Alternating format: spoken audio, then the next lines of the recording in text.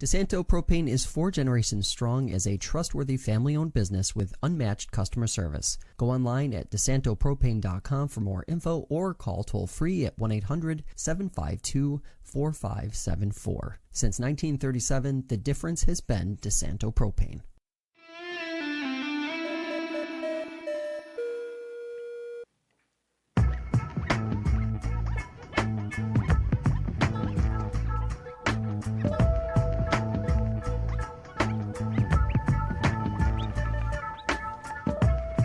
All right, everybody, welcome in to Fresh Takes with Russo and Felice. We're back after a week away. A little preview, I guess, for the summer hours coming up, as we call it. But Nick survived the golf course, so he's here. Yeah, that's right. I forgot that. Ready to go. I can't imagine.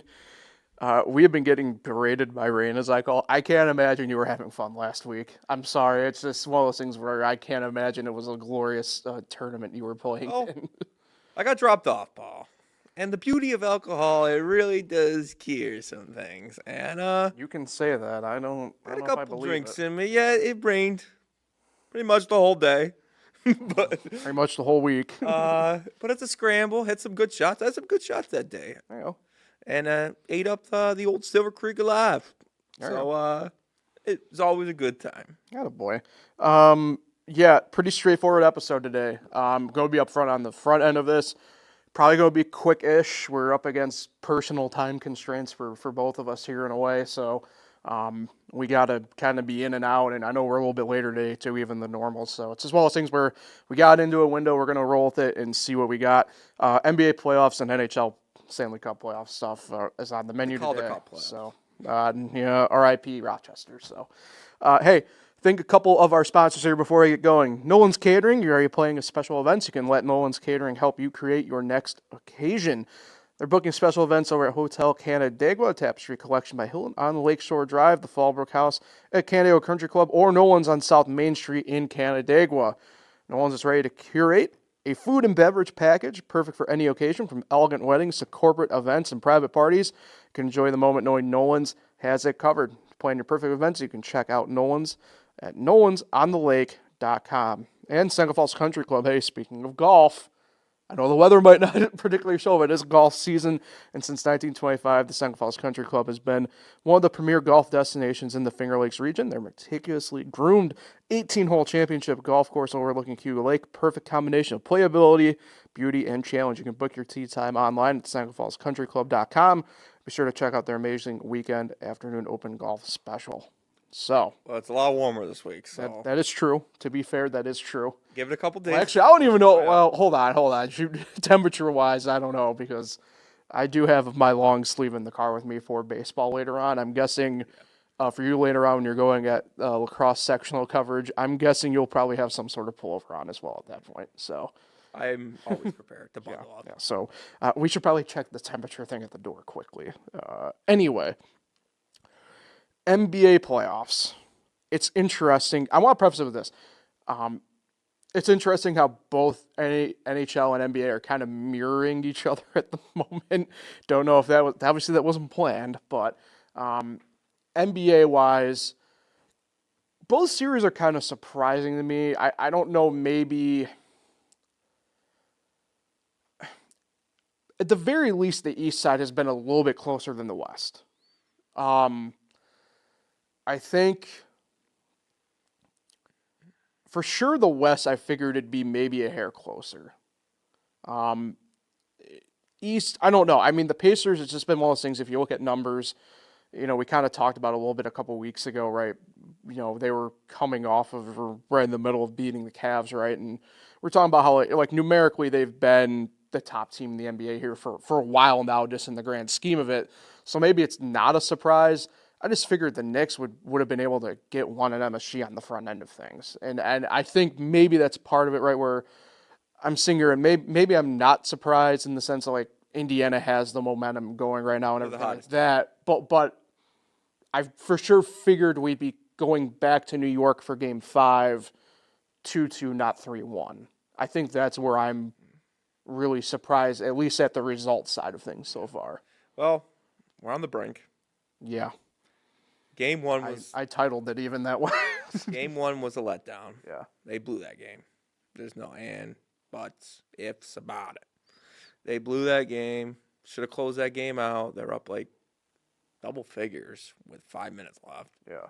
And obviously there's a lot of what ifs, if that Naismith guy doesn't get hot, makes 5 or 6 threes in the fourth quarter. Final 5 minutes, I think. Yeah. Not just the fourth quarter. Yeah. And Halliburton, deja vu every time a ball bounces off the back of the rim, and you just assume it's going to go in now. And then they scored the first 4 points in overtime. Yeah. And the Knicks blow it there, too. And last night's game was so frustrating. Just so many turnovers, missed layups. And they didn't play great defense. They had their opportunities early on, but Pacers just didn't make a lot of mistakes. And they got their one at home, which we did not get. So here we are in a situation where we have to win 3 straight to win it. Luckily, if we do go that far, we got 2 at home. And yes, home has not been very friendly to us, but if you want to win a championship, you got to learn how to protect your home court. Yeah, I mean, to me, that's the surprising thing because we talked about it, frankly, with the Boston series where, inherently a place like MSG becomes, by definition, right, maybe not so much you expect a home court advantage, but, like, for MSG, it's the one, like, exception to that rule where it's, like, it's very clearly Knicks, right? Like, it's not a, it's just not one of those places that really get, halfway in between in these games. And, I think the biggest factor in this series so far, if I had to pick one for each team, for Indiana, it's probably actually Pascal Siakam. I mean, he had a bad game 1, but he has stepped up in pretty much every other game. And I think that, to me, especially right now, because for me, the biggest issue with the Knicks, and, I'd be really intrigued as a Knicks fan, your take on this, frankly, more than anything else. It's frankly, and I don't mean to lump specifically maybe the way it's going to sound as specifically only 2 guys into it, but really it's like the backcourt play for the Knicks for me is the biggest issue, or your post, however you want to call it, right? And I don't necessarily view that as maybe exclusively a Karl Anthony Towns deal, even though he's frankly been kind of every other game. And I don't maybe frankly put this as strictly a Josh Hart deal, right? It's just one of those things where, like, I don't know what's going on that side for them. And to me, it's become, frankly, the Achilles heel of this team more than anything else.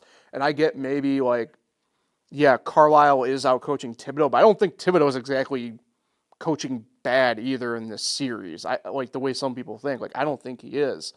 I just think he's, frankly, kind of stuck with what he's got right now, and he's just trying to, not to do the cliche, but he's trying to make lemonade out of lemons. I just don't know if it's going the way that anybody wants it to go for them on that side. Well, coming into yesterday's game, the 2 teams were separated by, I think, 2 or 4 points. Yeah, and not by a lot. I mean, they've been close games. And, people are ragging on Josh Hart today because he had a really bad game yesterday. But even then, he had a double-double. I know. He still does his job. He just wasn't one of his great games yesterday. Yeah. He can't. It's hard to do it every night.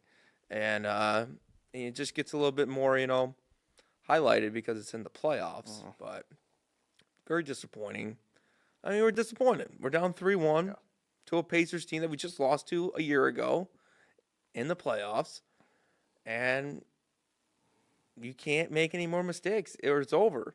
It's not over, though. That's the great part about it. It's not over. It's 3-1. Yes, Cat has been every other game, but we're going to need him to be every game now. Yeah. If we want to win the series. And if he plays the way he played in Game 3, we're very deadly. And it's going to be interesting to see how they reset here.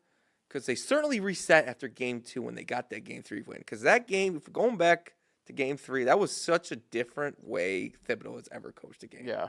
Putting in DeLon Wright. Right. Putting in Landry Shamet.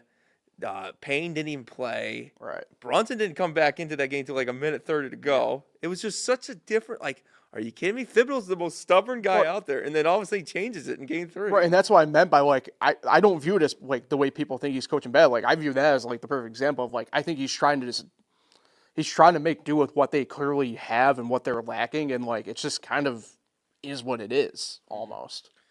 Yeah, and they got to play different style than the Pacers. It's not that the Knicks can't keep up with them. They can't keep up with them for 4 quarters. Right, but that's just not the style that they're built on. They got to play a different style than the Pacers. Pacers want to run. Mm-hmm. We're going to have to slow it down. And I think I know you will probably feel the same way when I phrase it this way.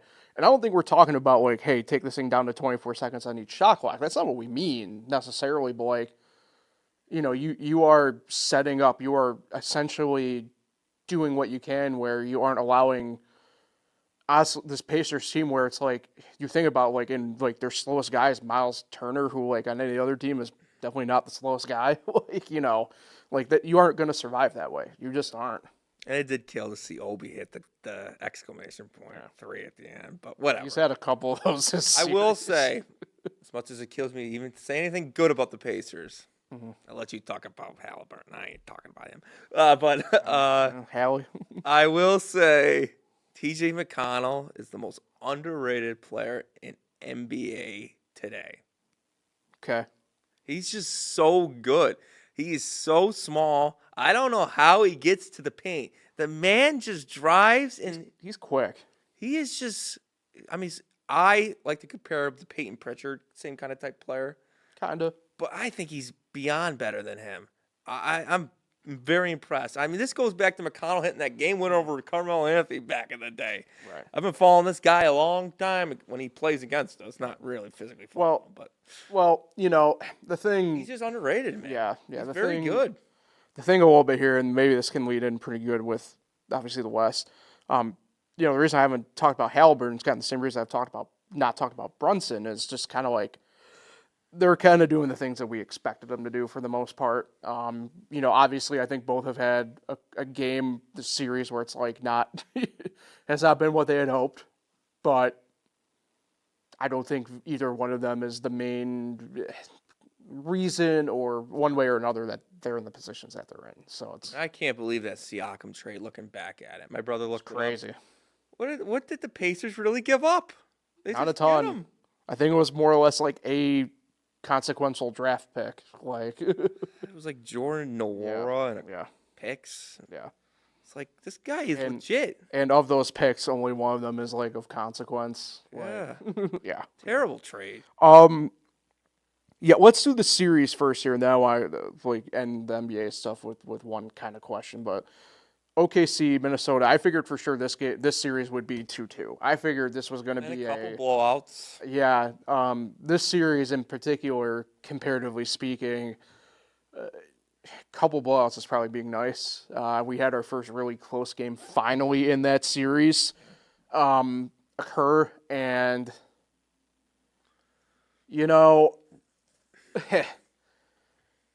it's one of those things for me where I don't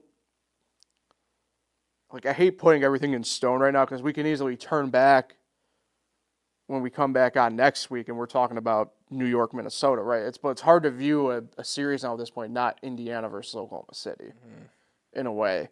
The ratings would be great on that. Well, right, but that's a different discussion for a different time. NBA Final ratings have been dropping for a while now. Yeah. I don't know if I'm surprised by much of the OKC stuff in this series. I'm just surprised Minnesota has looked this bad. I don't want to say lost because I don't think it's lost. Well, I couldn't find Anthony Edwards in that last game. Well, yeah, correct. I just think it's one of those things where it's like, we were expecting this team to take a leap this year. And I guess maybe comparatively speaking, they have. But, I think the team they had last year, weirdly, is beating the team they had this year as it stands right now. What did they lose Dallas in last year in the series? I can't remember. Yeah. Either way, they lost in the Western Conference Finals 2 years. Right. Well, right. Potentially losing this Finals 2 years in a row. And so you're saying that last year's team could beat this team? The way they're playing right now. Maybe not regular season. The interesting part, right, is we've seen, and maybe it's a little bit of the opposite of like the New York Indiana series, frankly, where it's like we've seen, especially with Minnesota, the number 2 guy, quote unquote, show up in Julius Randle for the most part, and it's been Anthony Edwards who has had these weird games where it's like, where, like you said, like, where are you, dude? Like, Well, this is the number one defense in the league. I mean, they're going to have a great game plan to stop their star But player. still, though. Where is he? Yeah. Yeah. I mean, when you think about you saying last year's team would beat this year's team, isn't that just the Knicks now? Well, I mean, all you're doing really is just swapping DiVincenzo and I Towns with Randall. I mean, that's all you're really doing. But yeah. Yeah. Yeah. But nah, I think it's over for Minnesota. It could be over tonight. Also, not a big fan of the every other day.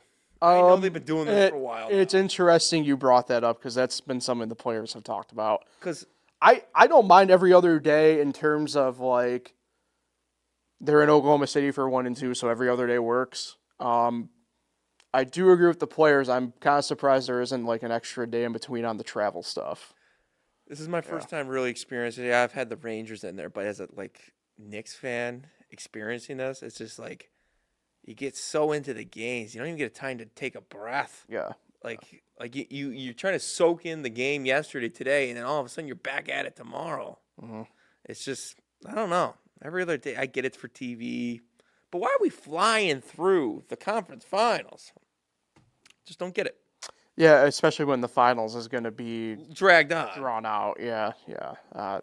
Either way, that's TV. But yeah, I mean, to me, the biggest note of the series is like Anthony Edwards. Look, I don't have a problem with people talking, but it's like you got to be able to pretty much back that up, and he has in this series. And you mentioned Minnesota trying to take that next step. Oklahoma City was trying to do the same thing. That's true. They were the 1 seed a year ago, and they're the ones that's taking that next step. Yeah. Only one team can. So Yeah.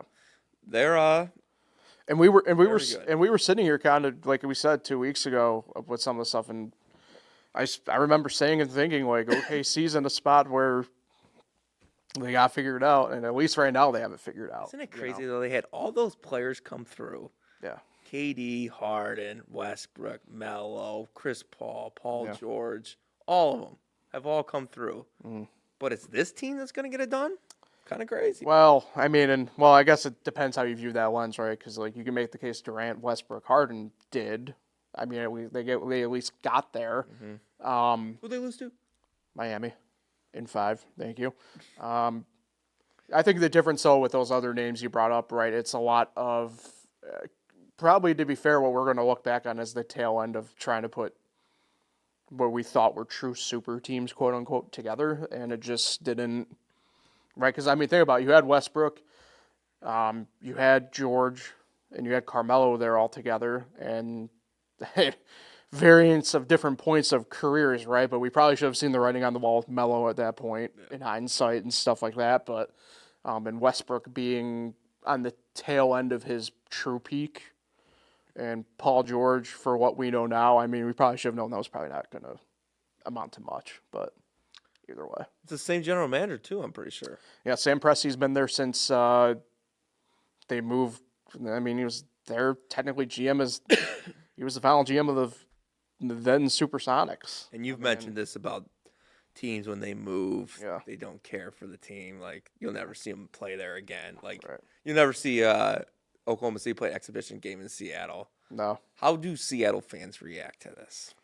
You know, that it's interesting you bring that up because I was finished a few weeks ago a podcast about the Sonics and the specifically the move, right, and everything like that. I think if this was 10 years ago, it's a different tone. Now I don't think not to say that people aren't going to care in that sense.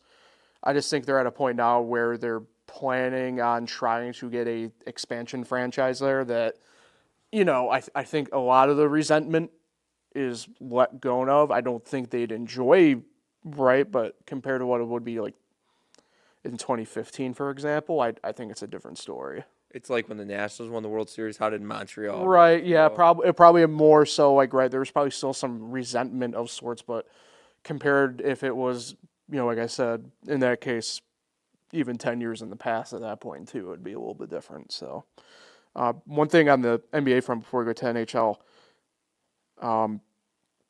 can these players just kind of not like, look, I get, you're going to be frustrated and stuff like that. But, like, stop hunting for contact and stuff like this. Like, this isn't just, right, the replay thing, just, like, I don't know. I don't know if maybe it's just a regular season thing I didn't pay close enough attention to it, and it's because it's the playoffs and it's hyper-focused.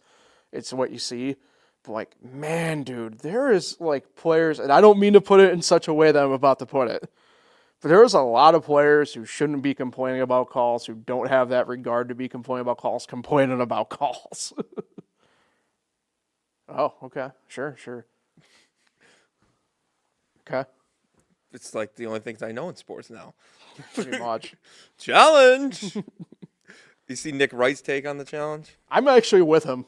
Yeah, a little bit. I'm with him. Because you can't do this, right? I like it in principle, yeah. Call timeout. Right. You can't do this anymore. Yeah. Yeah. I like it in principle. Chris Webber, if it's technical free throw, if you do it without a challenge. But, yeah, I agree. There's too much complaining, but there's been complaining for years. It's never going to go away, apparently. Yeah. It's just too much. People drawing for fouls, yeah. The whole SGA thing. Yeah. Hunts for fouls. Well, and I didn't want to put specific players' names on it because, to me, SGA is the poster child.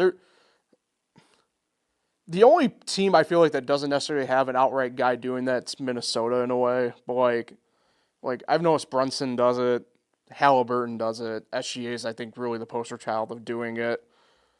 You know, where I'm just like, I'm sitting there going, like, honestly, to me, if you were to just go right at him, like, you would still be getting the foul called, to me. Also, but because they're trying to do, like, the weird, like, flailing, I'm just like, stop, like, please. I thought they got rid of the Trae Young thing where you jump into a guy. They kind of did, and then I just don't know what the hell. Like I noticed that in the regular season, actually, how, like, it was like they're calling it, like, every other time. I'm like, what happened? It's a lot like, to me, like the space call thing, you know, the landings thing. Yeah. Where, like, now they just, like, kick it to review too much for it, in my opinion. But, like, it's just like I'm sitting there going, like some of the ones that they don't call should be, and some of the ones that they do call don't. Like, I'm just, like, sitting there. It's like the inverse Trae Young, kind of, in a way, even though I guess you're still, like, leaning in, but, like, whatever. Yeah. Okay. We'll transition over NHL Stanley Cup Playoff. Beginning in the East again here. Why not? Carolina. They finally get a win in the Eastern Conference Finals, Nick. Too bad it was Game 4, and they're down 3-1 to a Panthers team that is, you want to talk about red hot. As a Panthers team, I did not expect to be in this position that they were going in even to this playoff, let alone maybe even the tail end of the regular season to a degree. And yet we are on a collision course, and I don't mean to spoil a little bit of the Western Conference, obviously, here, but we are on a collision course in the NHL to more than likely have a repeat of last year's Stanley Cup Final between them and the Oilers. Yeah. I don't know when the last time you saw that. I don't know. I wanted to look it up, and I just kind of ran out of time. So. Yeah. Definitely wild because, like we said all the time, this is the hardest tournament to win. Correct. It has the most turnover of sort. And these two teams here are one win away from getting back to the championship game again. Which, if I'm an Edmonton Oilers fan, there's no other team I want to play in the Stanley Cup Finals than the Florida Panthers. In the competitive sense, yeah. After how last season ended in Game 7. And good for Carolina. I mean, the streak kind of reminds me of, like... Okay, is this the part where I interject then? Sure. Okay. If I'm Carolina... Okay, I need to figure out how I want to... Okay. You would create two more Carolina states. No, I think Brennan Moore, great. He still is a great coach, and they have a really good team assembled. But I think the longer they extend this series out, the tougher the actual decision of, like, what they do for next year gets bigger. And I'm not saying they should fire. I'm not saying they should blow it up. But, like, this team has been stuck in this place now essentially for 5 straight years. Like, what are we doing? Mm-hmm. You know, that's my thing with it.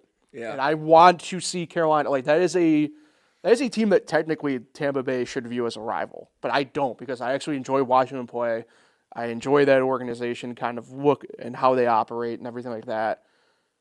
And yet, you just can't get over that hump. Yeah. And that's what I mean from like the sports side of it. Like, this is a discussion obviously for after the playoffs get done, but like it's the same conversation that I think a couple of teams in the NBA are going to be having following once everything gets done. You know, like, okay, we've gotten to certain points here consecutively now. Like, what do we do? I guess Denver's kind of already settled theirs to a degree, but like, I view Carolina in that space as well, where it's just like, I think the longer they extend the series out, the tougher decisions are going to have to be made in the offseason, though. They're kind of similar to the Indiana Pacers team back in the day, Frank Vogel's team. 100%. Good shout. Can't get over that hump. Obviously, LeBron in his prime hurt. But still, though, yeah. And the Panthers are right there. Maybe a good example of this, or better example, even staying on the hockey side of it, would kind of be like the Capitals for up until, obviously, 2018. Or maybe even for like a smaller window. Like I remember, I don't know if you were exactly paying attention just yet at that point, but like the Rangers from like 2010-ish to like 13, 14, where they didn't quite consistently do what like the Hurricanes did, but it was like one of those things where it's like they're too good to just kind of be doing what they're doing in a lot of ways. So yeah, and they haven't made that push. But if I'm Carolina, I'm taking Duke and I'm pushing it somewhere else. But in all seriousness, I'm taking Chapel Hill and pushing it somewhere else. I got different beef with UNC today, so. But Raleigh, great city. Yeah. Great people live there. My sister lives there, for those who don't know. But spoiler alert. I've been there a couple times now. It's nice city. I've never been to Raleigh proper. I've been to Durham once. I want to go back like at the end of the Durham summer. Bowls. I just don't know if it's going to happen. Go to Durham Bowls game? Well, that would be part of it because the last time when I was there, that was the reason why I went, and it was a rain game. They ended up playing it because it was at the end of the season and they had to get it in. But it was like the first pitch was at like 9. I didn't get back to my hotel room until like 1 a.m. So you did go to the game? Yeah. Well, I was there. It was one of those things where it's like, I'm there. I'm going to hunker. If it was like, the better example for us hyper locally would be like, if it was like, say, like Auburn back in the day, no way I'm hanging out. Like, I'm just going home. And what's that hat you're wearing today? Asheville. Tourists. It's from the same trip. Anyway. But yeah. I mean, Florida at this point, right? You would think so. Yeah. I mean, it's a lot. Unfortunately, to me, I view it a lot of the same lens. It's kind of like, frankly, both NBA series. I know. In a way. I know the NBA, no one's ever come back from down 3-0, and MLB's just got the one. And hockey, though, it's happened. It's still very rare. Yeah. Well, correct. It's happened more than the numerically speaking, it's less rare. Yeah. It's still pretty rare. There was a stretch there not that long ago where it happened like a lot. 2 years in a row, I think it happened, yeah. Yeah. And it was kind of crazy. Yeah. It's like, wow. But I don't see it here, unfortunately. Glad maybe my sister can get out to tonight's game, right? It's tonight. Not sure if she's going, but it's going to probably be the last game of the season in Raleigh. So, yeah, they're just one of those teams, Paul. We see it a lot. I mean, I mentioned the Pacers. You mentioned the Capitals, Rangers. This happens a lot. A team just can't get over the hump. You know, we've seen it. We've seen teams like the Nuggets, like you mentioned, come through. Villanova was another one. Seemed to make the tournament a lot, but always never could get over the hump, but finally did. Let's see if Carolina ever does. Yeah. But the window's closing. Another good one's Buffalo Bills. Are they ever going to get over the hump? Well, that window does close, eventually. Well, let's talk about that hump because we have Edmonton, who for a number of years, right, we talked about them, not quite as bad as the Maple Leafs, right, but in similar veins of sort. And now they themselves find themselves, like we mentioned, back on the doorstep. One more game left to get into the Stanley Cup Final. I don't necessarily view this series as over necessarily as the Panthers and Hurricanes. I do view Edmonton obviously as having a better advantage, clearly. I don't know. Dallas, though, is a really good team. Hockey's different because we know guys play hurt But it's one of those things where I do wonder if, like, Rupe Hintz was, like, 100% or closer to being 100%. Like, how does this series actually kind of play out a little bit more is what it is, though. I'm just intrigued because, look, the main thing is, and this is just like what we said the NBA. We could be sitting here next week and talking about completely different than what we were anticipating. I know. There's a chance we could be talking about 4 great comebacks. Correct. But, we talked about this last year, and I don't want to really dive deep into this again. I just really hope that, McDavid and Draisaitl and that group have another opportunity to go and try and get a cup. And it looks like, for all intents and purposes, it's more than likely going to happen. They just have to close this thing out and whatever. But it's one of those things where, like I said, it's not as maybe definite as this Panthers-Hurricanes series that we're talking about. But, the leg up is still pretty significant in that matchup as well. I'm sure that pilot's not looking forward to that trip to Florida and Edmonton again. But I forgot about that. Yeah. That's got to be if they meet again in the finals, which starting to create a little bit of rivalry. Yeah. It's got to be the longest distance rival I've ever seen in my life. Mm-hmm. Edmonton to Sunrise. Ladies and gentlemen, that is not a trip around the corner. Flying into Fort Lauderdale, probably, technically. Yeah, now that, luckily they're not in the same conference because that every other day would have been insane. Yeah. I know they play 2 home games, but yeah, thinking there's an extra day off in the finals. But yeah, love to see it. It's different for the NHL to see back-to-back rematches. Used to that in the NBA, but and then you get the NBA, you might get we're going to get our 7th different champion in 7 years, so different stuff. Room for Edmonton though, pulling for them if Carolina doesn't get it done. Yeah, how about it? All right, so that will pretty much do it for the podcast today. Back again next week, back to our normal time. Looking, Nick, like we'll also have a movie review to be discussing as well coming in next week. Spoiler. Hopefully, as long as everything shakes out, we'll see Friendship. So looking forward to that. That's funny.